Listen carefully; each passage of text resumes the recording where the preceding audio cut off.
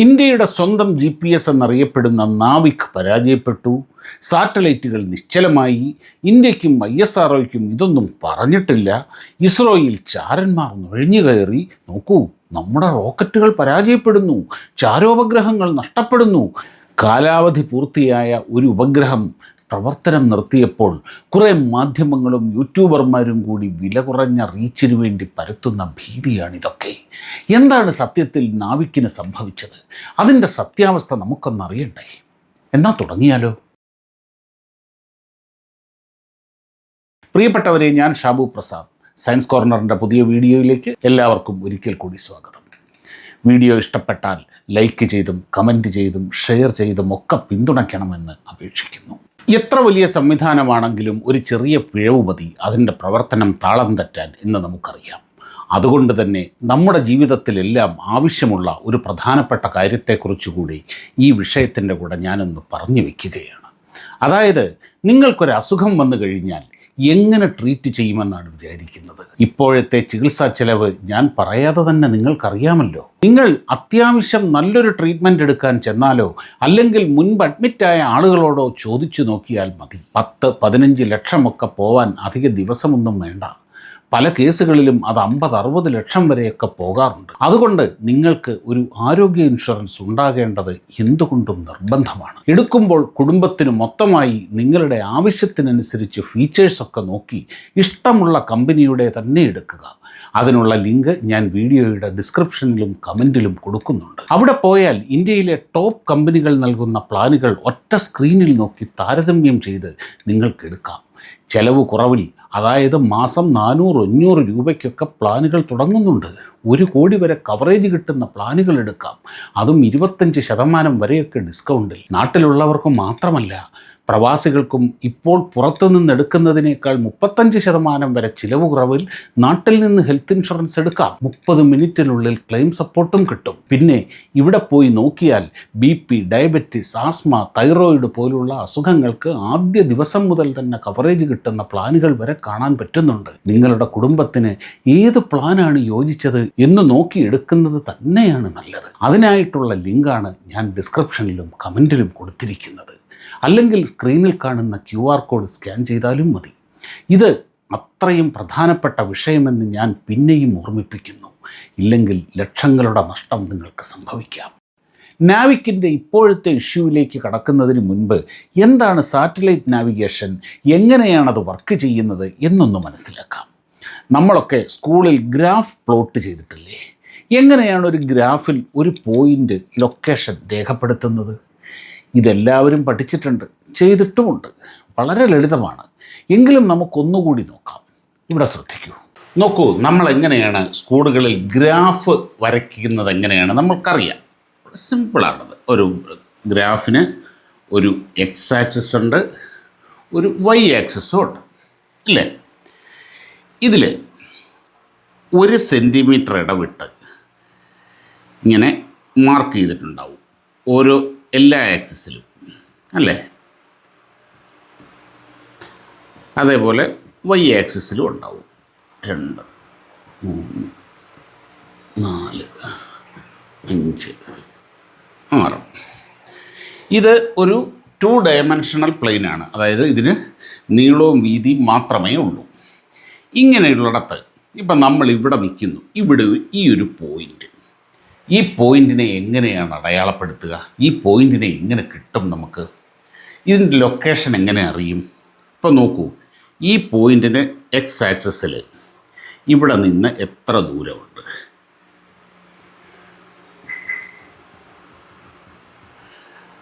4, ഇല്ലേ? X ആക്സിസിൽ നിന്ന് 4. Y ആക്സിസിൽ നിന്നോ ഏകദേശം 4.5. അപ്പോൾ ഈ പോയിൻറ്റിന് നമ്മൾ X എന്ന് പേരിട്ടാൽ 4, 4.5 ഇങ്ങനെ മാർക്ക് ചെയ്താൽ, X 4, 4.5 എന്ന് മാർക്ക് ചെയ്താൽ ഈ ഗ്രാഫിൽ എവിടെയാണ് ഈ പോയിൻ്റ് എന്നുള്ളത് കൃത്യമായി നമ്മൾ ലൊക്കേറ്റ് ചെയ്യുന്നു. നമ്മളിവിടെ നിൽക്കുന്ന ഒരാളാണെങ്കിലും നമ്മളൊരു വ്യക്തി ആരാണെങ്കിലും ഇങ്ങനെ ഇത്രയും കിട്ടിക്കഴിഞ്ഞാൽ നമുക്ക് ഈ വ്യക്തിയുടെ അല്ലെങ്കിൽ ഈ പോയിൻറ്റിൻ്റെ ലൊക്കേഷൻ കൃത്യമായി നമുക്ക് കിട്ടും. ലൊക്കേഷൻ കൃത്യമായിട്ട് നമുക്കറിയാൻ കഴിയും. ഇത് 2 ഡയമെൻഷണൽ കേസ്. ഇനിയും നമ്മളൊരു മുറിയുടെ 3 ഡയമെൻഷണൽ നീളവും വീതി ഉയരവും ഉള്ളത്. ഇപ്പോൾ ഒരു മുറിയുടെ ഒരു മൂല സങ്കല്പിച്ച് നോക്കൂ. ഇതാ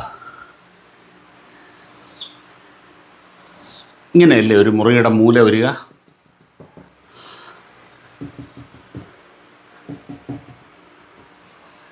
അല്ലേ? ഇങ്ങനെ ഏകദേശം ഇതല്ലേ ഒരു മൂല എന്ന് പറയുന്നത് ഒരു മുറിയുടെ. ഇതിൻ്റെ അകത്ത് നീളമുണ്ട്, വീതിയുണ്ട്, നീളമുണ്ട്, വീതിയുണ്ട്, ഉയരമുണ്ട്. അതായത് എക്സ് ആക്സിസ് ഉണ്ട്, വൈ ആക്സിസ് ഉണ്ട്, ഇസഡ് ആക്സിസും ഉണ്ട്. ഇതിലും ഇതേപോലെ പോയിൻ്റുകളും മാർക്ക് ചെയ്തിട്ടുണ്ടാവും. ഇവിടെ നമ്മൾ ഈ മുറിയിൽ വായുവിൽ എവിടെങ്കിലും ആണെങ്കിൽ, ഇപ്പോൾ ഈ ബൾബിൻ്റെ സ്ഥാനം അല്ലെങ്കിൽ ഈ പേനയുടെ സ്ഥാനം എങ്ങനെയാണെങ്കിൽ ഈ 3 കോർഡിനേറ്റും ഇവിടെ ആവശ്യമാണ്. നമുക്കിപ്പോൾ ഈ ഒരു ബോർഡിൽ ഇങ്ങനെ 2 വരയ്ക്കാൻ കഴിയുള്ളൂ, അതുകൊണ്ട് മനസ്സിലാക്കുക എന്നുള്ളതേ ഉള്ളൂ. മുമ്പ് നമ്മൾ 2 ഡയമെൻഷനിൽ 2 പോയിൻ്റാണ് കണ്ടത്. എന്നാൽ 3 ഡയമെൻഷനിൽ 3 കോർഡിനേറ്റ് ഉണ്ടാകും. ഇപ്പോൾ ഇവിടെ എക്സ് എന്നൊരു പോയിൻ്റ് ഉണ്ടെങ്കിൽ അത് 2, 5, 3 എന്നിങ്ങനെയാണ്. ഇത് എക്സ് ആക്സിസിൽ ഇത്ര ദൂരം പോകുന്നു, ഇത് വൈ ആക്സിസിൽ ഇത്ര ദൂരം പോകുന്നു, ഇസഡ് ആക്സിസിൽ ഇത്ര ദൂരം പോകുന്നു. ഇത്രയും ഉണ്ടെങ്കിൽ കൃത്യമായിട്ട് ഒരു സാധാരണഗതിയിൽ ഒരു 3 ഡയമെൻഷണൽ പ്ലെയിനിൽ ഒരു ലൊക്കേഷൻ നമുക്ക് മാർക്ക് ചെയ്യാൻ കഴിയും. ഇത് തന്നെ നമ്മുടെ ഭൂമിയിലുമുണ്ട്. ഇങ്ങനെയാണ് ലൊക്കേഷൻ മാർക്ക് ചെയ്യുന്നത്. ഇത് തന്നെ ഭൂമിയിൽ എങ്ങനെയാണ് വരുന്നത്? നമ്മൾ വായിച്ചിട്ടുണ്ടല്ലോ, ലാറ്റിറ്റ്യൂഡ് ലോഞ്ചിറ്റ്യൂഡ് എന്ന് വായിച്ചിട്ടില്ലേ, പഠിച്ചിട്ടില്ലേ? അപ്പോൾ ഭൂമിയാണെങ്കിൽ ഇതാണ് ഏറ്റവും വലിയ ലാറ്റിറ്റ്യൂഡ്, അതായത് ഭൂമധ്യരേഖ, ഭൂമിയെ 2ആയിട്ട് തിരിക്കുന്ന രേഖ. ഇതിന് പാരലായിട്ട് ഇങ്ങനെ ധാരാളം രേഖകളുണ്ട്. മലയാളത്തിൽ നിന്ന് അക്ഷാംശ രേഖകൾ എന്ന് പറയും, ഇംഗ്ലീഷിൽ അതിന് ലാറ്റിറ്റ്യൂഡ് എന്നും പറയും. ഇങ്ങനെ വരും. ഇതേപോലെ തന്നെ ലോഞ്ചിറ്റ്യൂഡുകളും ഉണ്ട്. ഇതെല്ലാം സാങ്കല്പിക രേഖകളാണ് കേട്ടോ, ആരും വരച്ചു വെച്ച സാധനങ്ങളൊന്നുമല്ല. അങ്ങനെ ഈ ഭൂമി മുഴുവനും ഇങ്ങനെയുള്ള ഈ ലാറ്റിറ്റ്യൂഡും ലോഞ്ചിറ്റ്യൂഡും ഉണ്ട്. അപ്പോൾ ഇവിടെ ഒരിടത്ത് ഒരു ലൊക്കേഷൻ ഉണ്ടെങ്കിൽ ഇത് ഏത് ലാറ്റിറ്റ്യൂഡിൽ ഇത് എത്ര പോകുന്നു, ലോഞ്ചിറ്റ്യൂഡിൽ എത്ര പോകുന്നു എന്നുണ്ടെങ്കിൽ കൃത്യമായിട്ട് കിട്ടുമല്ലോ. അതായത് ഇങ്ങനെയാണ് നമ്മുടെ സാധാരണത്തിൽ ഭൂമിയിൽ ലൊക്കേഷൻ മാർക്ക് ചെയ്യുന്നത്. ഇപ്പോൾ എങ്ങനെയാണ് ഒരു 3 ഡയമെൻഷണൽ പ്ലോട്ടിൽ ഒരു ലൊക്കേഷൻ മാർക്ക് ചെയ്യുന്നത് എന്ന് മനസ്സിലായില്ലേ? ഇതുപോലെ, എന്നാൽ ഇതിനേക്കാളൊക്കെ 100 കണക്കിന് അല്ല 10,000 മടങ്ങ് സാങ്കേതികമായിട്ടാണ് സാറ്റലൈറ്റ് ലൊക്കേഷൻ നടത്തുന്നത്. നമുക്ക് അമേരിക്കയുടെ GPS തന്നെ ഉദാഹരണമായിട്ടെടുക്കാം. 20,000 കിലോമീറ്റർ ഉയരത്തിൽ പല ഭാഗങ്ങളിലായി 24 ഉപഗ്രഹങ്ങളാണ് GPS നെറ്റ്വർക്കിലുള്ളത്. ഈ സാറ്റലൈറ്റുകൾ തുടർച്ചയായി സിഗ്നലുകൾ പുറപ്പെടുവിച്ചു കൊണ്ടിരിക്കും. അങ്ങനെ പുറപ്പെടുവിക്കുന്ന സിഗ്നലുകൾ 4 ഭാഗവും പരക്കും. അവ പ്രകാശവേഗതയിൽ ഭൂമിയിലും എത്തും. ഇങ്ങനെ ഒരേ സമയം 4 ഉപഗ്രഹങ്ങൾ നമ്മുടെ തലയ്ക്ക് മുകളിലൂടെ കടന്നു പോകും. ഈ 4 ഉപഗ്രഹങ്ങളിൽ നിന്നുമുള്ള GPS സിഗ്നലുകൾ നമ്മുടെ ഫോണിൽ കിട്ടുകയും ചെയ്യും, അഥവാ അല്ലെങ്കിൽ ആ GPS ഡിവൈസിൽ. ഇതിൽ 3 ഉപഗ്രഹങ്ങളിൽ നിന്നുള്ള സിഗ്നലുകൾ ഇങ്ങനെ ഗോള രൂപത്തിൽ 4 പാടും പരക്കുമ്പോൾ അവ എവിടെയെങ്കിലുമൊക്കെ വെച്ച് പരസ്പരം ഇൻ്റർഫിയർ ചെയ്യുമല്ലോ. അങ്ങനെ ഇൻ്റർഫിയർ ചെയ്യുന്ന ഒരു പോയിൻ്റ് എപ്പോഴും ഭൂമിയിൽ നിൽക്കുന്ന നമ്മുടെ ലൊക്കേഷനിലായിരിക്കും. സ്പേസിലുള്ള ബാക്കി എല്ലാ പോയിൻ്റുകളും കളഞ്ഞാൽ പിന്നെ ബാക്കിയുള്ളത് നമ്മുടെ ഫോണിൽ നമ്മൾ നിൽക്കുന്ന ആ കോർഡിനേറ്റ്സ് സൂചിപ്പിക്കുന്ന ലൊക്കേഷനായിരിക്കുമല്ലോ. എവിടെ, എപ്പോൾ എന്നത് സമയമാണ്. സമയം, സ്ഥലം എന്നിവയാണ് പ്രധാനം. ഇതിന് ട്രൈലാറ്റേറിയൻ മെത്തേഡ് എന്നാണ് പറയുന്നത്. അതിങ്ങനെയാണ് ട്രൈലാറ്റേറിയൻ. ഇപ്പം അതെങ്ങനെയാണെന്ന് വെച്ച് കഴിഞ്ഞാൽ, ഇപ്പോൾ ഭൂമിയിൽ ഇങ്ങനെ ഇവിടെ നമ്മൾ നിൽക്കുന്നു. നമ്മുടെ കയ്യിലൊരു മൊബൈൽ ഫോണുണ്ട്, ഒരു GPS ഡിവൈസ് ഉണ്ട്. നമ്മുടെ തലയ്ക്ക് മുകളിൽ ഒരു 3 സാറ്റലൈറ്റ് നിൽക്കുന്നു. അതിങ്ങനെ മൂവ് ചെയ്യുകയാണ്, ഒരേ സമയം വന്നു. ഈ സാറ്റലൈറ്റിൽ നിന്ന് ഇങ്ങനെ സിഗ്നലുകൾ ഇങ്ങനെ പൊയ്ക്കൊണ്ടിരിക്കുകയാണ്. ഇങ്ങനെ വന്ന് സിഗ്നൽ പടർന്ന് നമ്മുടെ കയ്യിൽ കിട്ടി. അതേപോലെ ഈ സാറ്റലൈറ്റിൽ നിന്നും ഇതേപോലെ സിഗ്നൽ വന്ന് പടർന്നു വന്ന് നമ്മുടെ കയ്യിൽ കിട്ടി. നമ്മുടെ കയ്യിലുള്ള GPS ഡിവൈസ് രേഖപ്പെടുത്തി.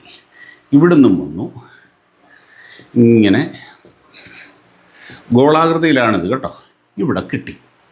നോക്കൂ, ഈ സിഗ്നലുകൾ ഇങ്ങനെ 4 വശത്തേക്ക് വേണമെന്ന്. ഈ സിഗ്നലുകൾ ഒരുപാട് സ്ഥലത്ത് വെച്ച് ഇൻ്റർഫിയർ ചെയ്യുന്നുണ്ട്, ഇല്ലേ? ഒരുപാട് സ്ഥലങ്ങളിൽ ഇൻ്റർഫിയർ ചെയ്യുന്നുണ്ട്. ആ ഇൻ്റർഫിയർ ചെയ്യുന്നത് എല്ലാം കൂടുതലും ഈ സ്പേസിൽ പലയിടത്തായിട്ടായിരിക്കും.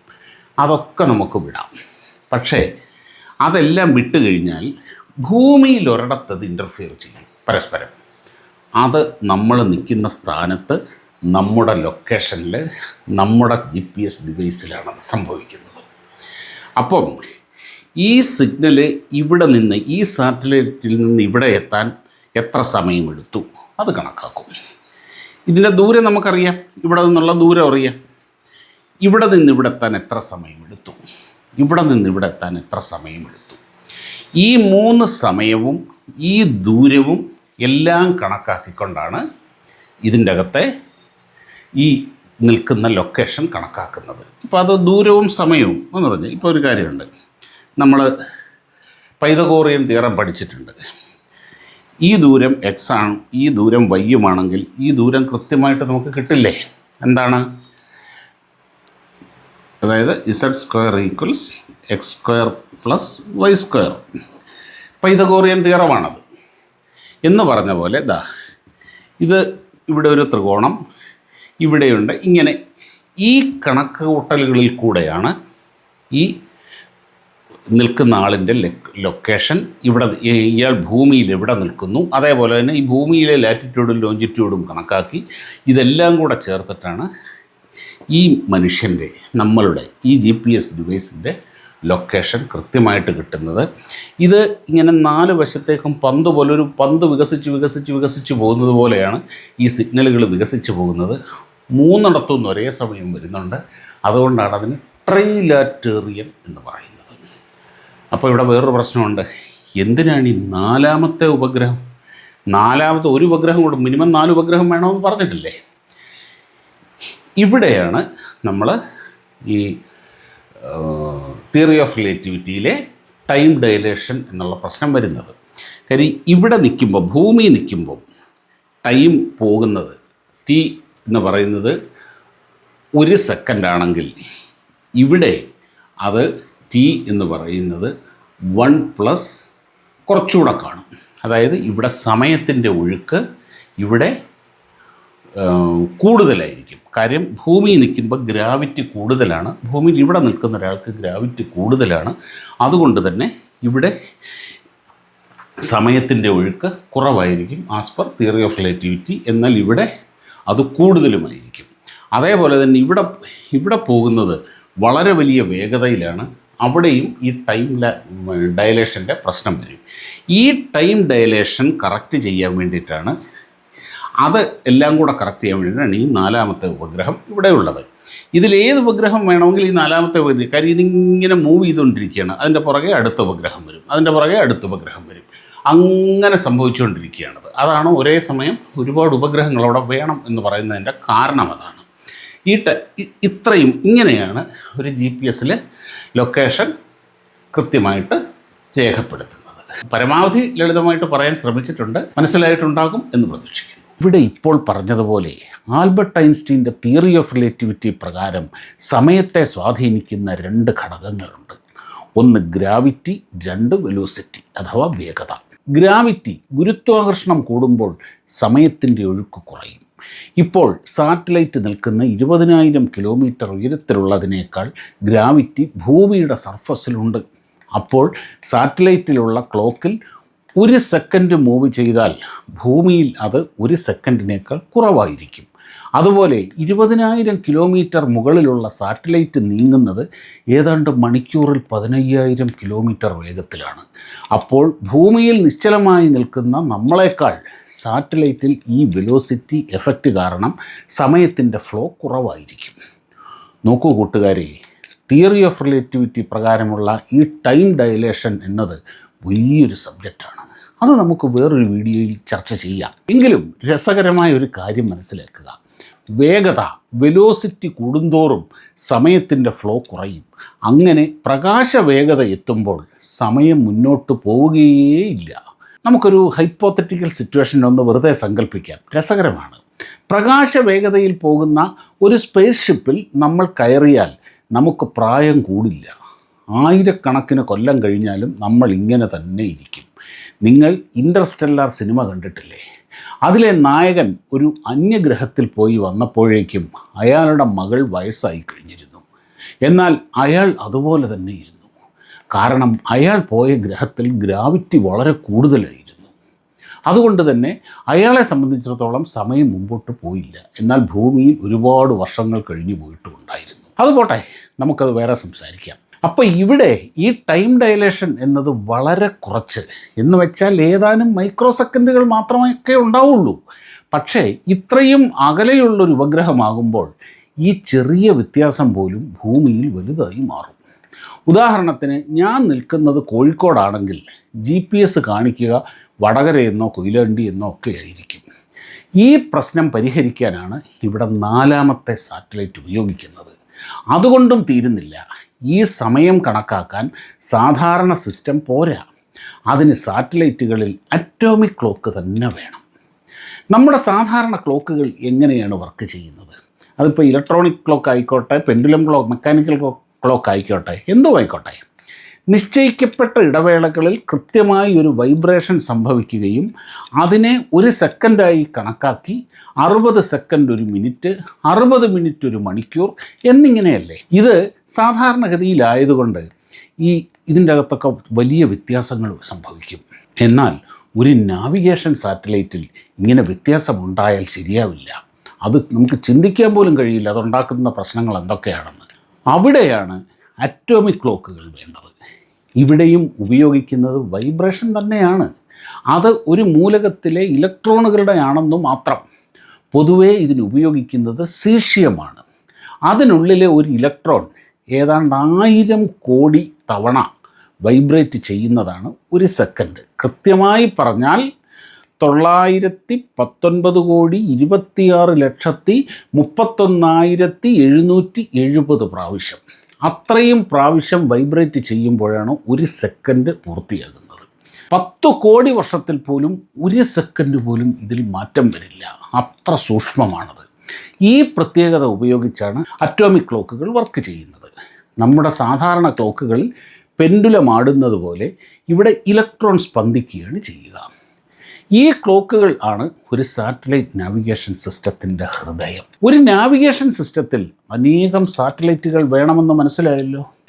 അമേരിക്ക 1977 മുതൽ തുടങ്ങി 1994 വരെയുള്ള സമയം കൊണ്ടാണ് മുഴുവൻ സാറ്റലൈറ്റുകളും ലോഞ്ച് ചെയ്ത് അവരുടെ GPS പൂർത്തിയാക്കിയത്. ഇതിനിടയിൽ 7ഓ 8ഓ സാറ്റലൈറ്റുകൾ ഫെയിലായി പരാജയപ്പെട്ടു. പകരം സാറ്റലൈറ്റുകൾ അയച്ചു, അത് റീപ്ലേസ് ചെയ്തു.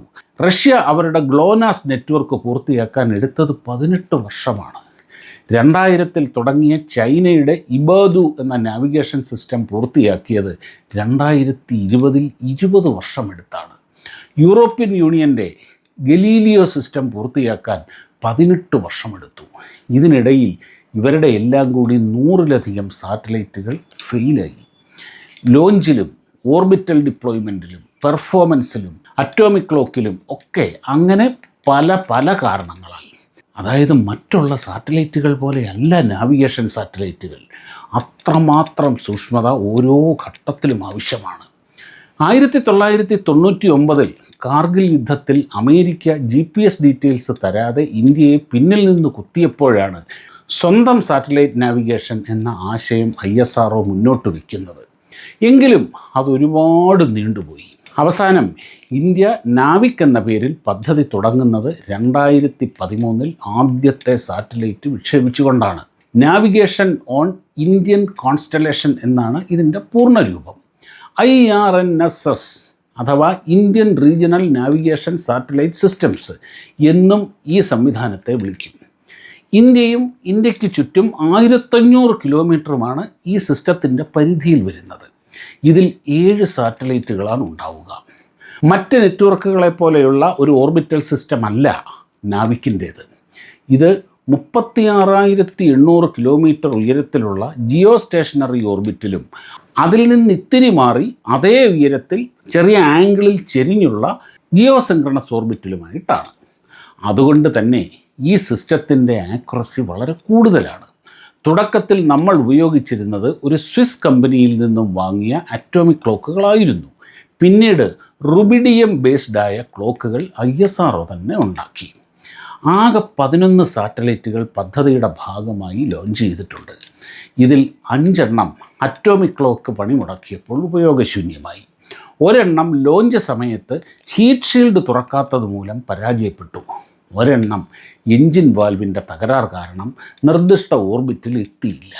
ഒരെണ്ണം ഇപ്പോൾ കാലാവധി കഴിഞ്ഞു. നിലവിൽ 3 സാറ്റലൈറ്റുകളാണ് വർക്ക് ചെയ്യുന്നത്. സാധാരണഗതിയിൽ 4 എണ്ണം മിനിമം വേണം. പക്ഷേ ഓർബിറ്റിൻ്റെ പ്രത്യേകത കാരണം നാവിക് സിസ്റ്റം 3 എണ്ണം കൊണ്ടും അഡ്ജസ്റ്റ് ചെയ്യും. 2016 10 വർഷം കാലാവധിയുമായി വിക്ഷേപിച്ച് ഇത്രയും കാലം നന്നായിട്ട് പ്രവർത്തിച്ച IRNSS 7 ആണ് ഇപ്പോൾ കാലാവധി കഴിഞ്ഞ് നിന്നുപോയത്. ഇതാണിപ്പോൾ ചില ഊള മാധ്യമങ്ങളും യൂട്യൂബേഴ്സും പൊടിപ്പും തൊങ്ങലും വെച്ച് നിറം പിടിപ്പിച്ച നുണക്കഥകൾ പറഞ്ഞ് ആഘോഷിക്കുന്നത്. നോക്കൂ, ബഹിരാകാശ പദ്ധതികളുടെ കൂടപ്പറപ്പാണ് പരാജയങ്ങൾ. ഈ മേഖലയിലെ വമ്പന്മാരെല്ലാം തോറ്റു ജയിച്ചവരാണ്. താരതമ്യേന ISRO ദൗത്യങ്ങൾ കുറച്ചേ ഫെയിലായിട്ടുള്ളൂ. നാവിഗേഷൻ സിസ്റ്റത്തിൽ പരാജയ നിരക്ക് സാധാരണ ഉള്ളതിനേക്കാൾ കൂടുതലാണ്.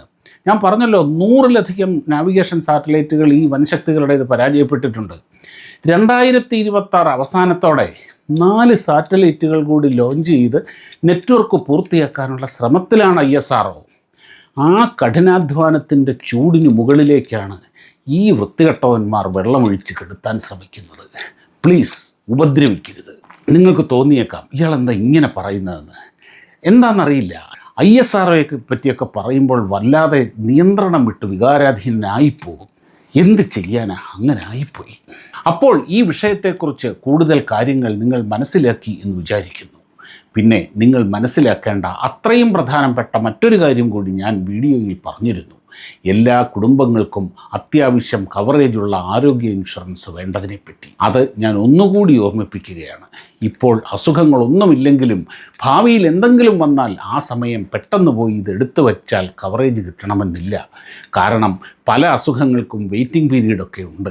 അതുകൊണ്ട് ഇപ്പോൾ തന്നെ ഡിസ്ക്രിപ്ഷനിലും കമൻറ്റിലും കൊടുത്തിരിക്കുന്ന ലിങ്കിൽ പോയി 25% വരെ ഡിസ്കൗണ്ടോടെ ഒരു ആരോഗ്യ ഇൻഷുറൻസ് എടുത്തു വയ്ക്കുക. അല്ലെങ്കിൽ സ്ക്രീനിൽ കാണുന്ന QR കോഡ് സ്കാൻ ചെയ്താലും മതി. വീഡിയോ കണ്ട എല്ലാ കൂട്ടുകാർക്കും ഒരുപാട് നന്ദി. വീഡിയോ ഇഷ്ടമായാൽ ലൈക്കും കമൻറ്റും ഷെയറും ഒക്കെ ചെയ്യണമെന്ന് ഒരിക്കൽ കൂടി അപേക്ഷിക്കുന്നു. മറ്റൊരു സയൻസ് വീഡിയോയുമായി ഉടനെ കാണാം. നന്ദി, നമസ്കാരം.